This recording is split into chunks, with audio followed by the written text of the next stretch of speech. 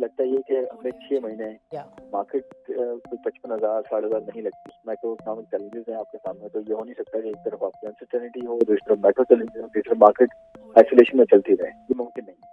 تو how about interest rate? آپ بھی ان لوگوں میں سے ہیں جو سمجھتے ہیں کہ 1.5 سے 2% تک کا اضافہ متوقع ہے؟ کہ ہاں اتنا تو اضافہ ہو سکتا ہے. آئی ایم ایف پروگرام میں بھی ہے, تو آئی ایم ایف بھی افکورس یہ کہے گا کہ آپ اپنے ڈیسیشن دیں جو آپ نے نہیں لیے ہیں. گیس پرائسز بڑھائیں, آپ انٹرسٹ ریٹس کو بڑھائیں, روپی کو جو ہے تھوڑا ڈی ویلیو کریں, تاکہ آپ کی جو اسٹرکچر پرابلم سب کی جگہ ہے, لیکن یہ جو مارکیٹ اناملیز ہیں یہ امپورٹ خود کنٹین ہوں. ہم شارٹ ٹرم میں جو ہے اس میں مارکیٹ میں ولیٹیلیٹی رہے گی جب تک جو ہے آئی ایم ایف اپنے جو ہے نیکسٹ برانچ کے ساتھ نہیں آ جاتا, اور پھر سعودی عربیہ اور چائنا اپنے جو خاص کر چائنا اپنے جو ڈیٹ ہے, ڈیٹ ریپیمنٹ ہے ہماری 6 مہینے میں کوئی 8-10 بلین ڈالر, یہ ہم رول اوور نہیں کر لیتے. یعنی کہ اگلے سال سے ہمیں اس کی اجازت نہیں مل جاتی کہ ہم اگلے سال پے کریں. ڈالر ہمارے پاس اتنا نہیں ہے جو کہ ہم اپنے جو ہے وہ قرضات کو کی ادائیگیاں کر سکیں.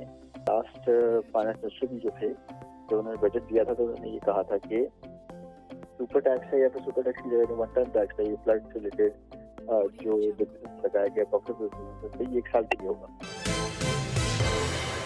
السلام علیکم ناظرین, this is Sani Khan and you are watching new episode of inside financial markets.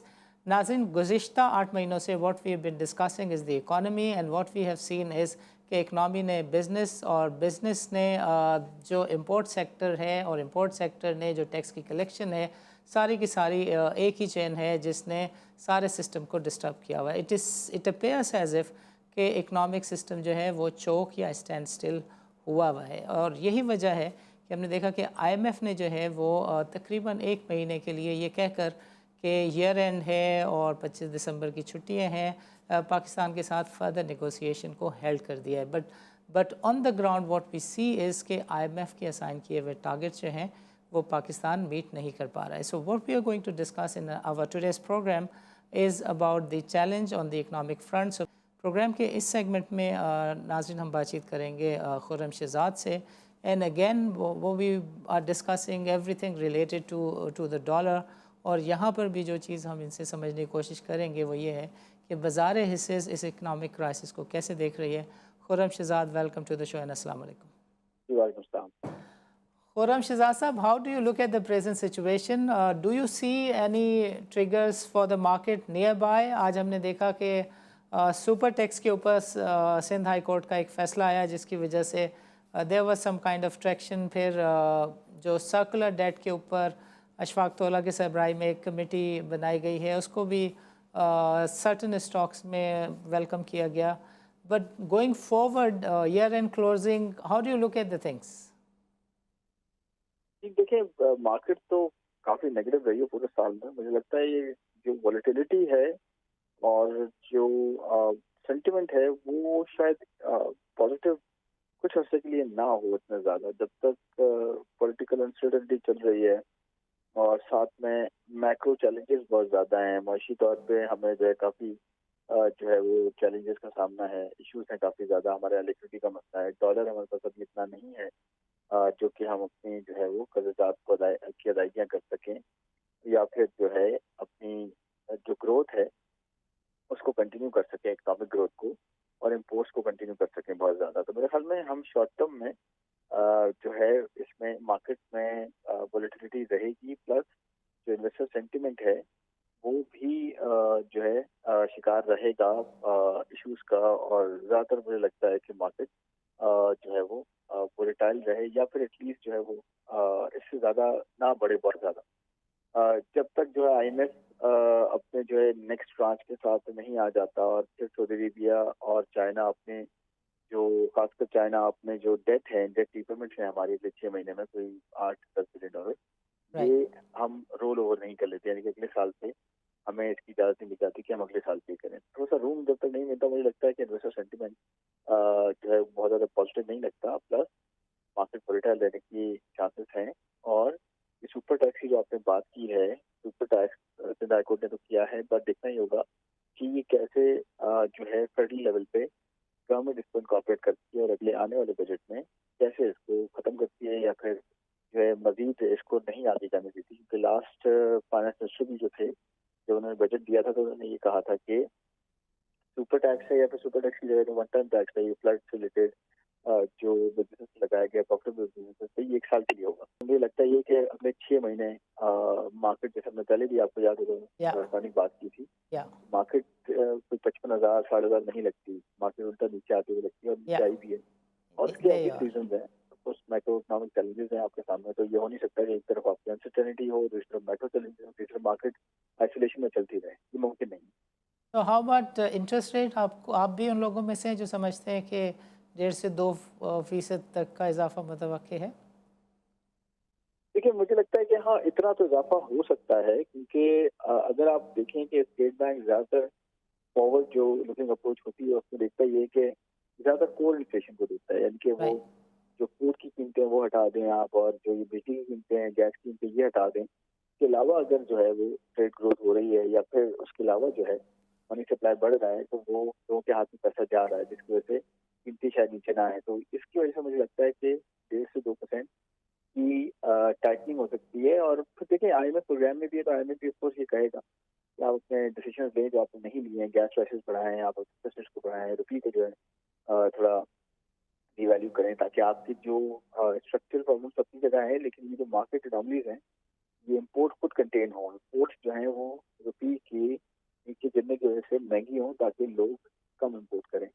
मेरे ख्याल में हमें जो अभी जो सबसे बड़ा इशू है ना, वो डेट का है।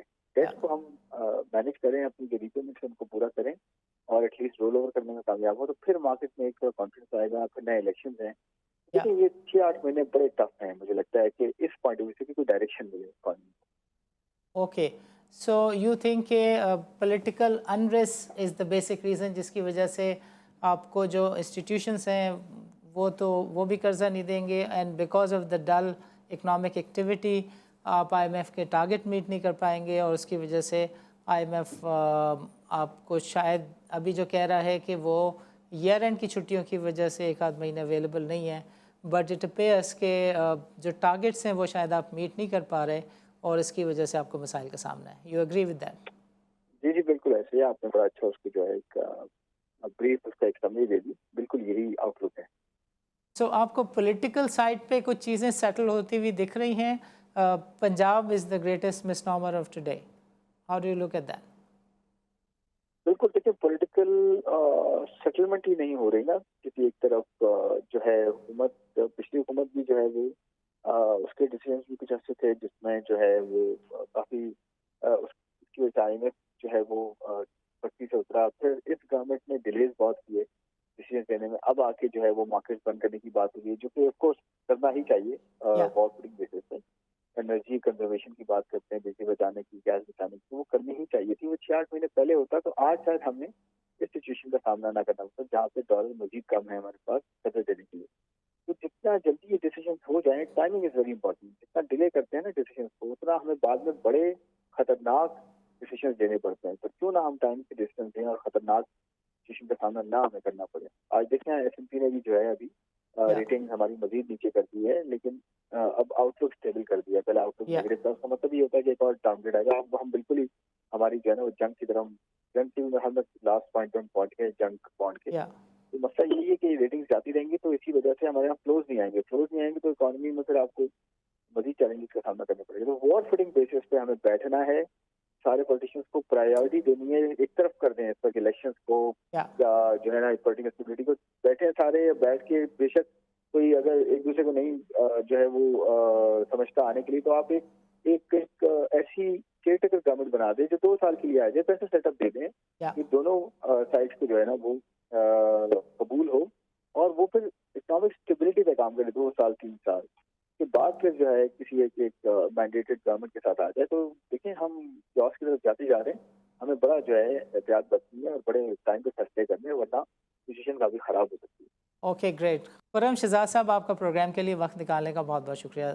नाज़रीन, आज के प्रोग्राम में there were 3 areas that we covered. One was related to the economy की जो क्राइसिस लाइक सिचुएशन है, that is because of the shortage of the dollar and the linkage of economy with the dollar, that is called the dollarisation. Pakistan के अंदर अगर आज महसूलात के target पूरे नहीं हो रहे, और IMF ने हमारे प्रोग्राम को किसी हद तक कहा जाता है कि हेल्ड कर दिया है, that is because of the missing of the revenue target. سو اس میں بھی جو کی پلے ہے وہ امپورٹ لیڈ اکانومی کا ہے.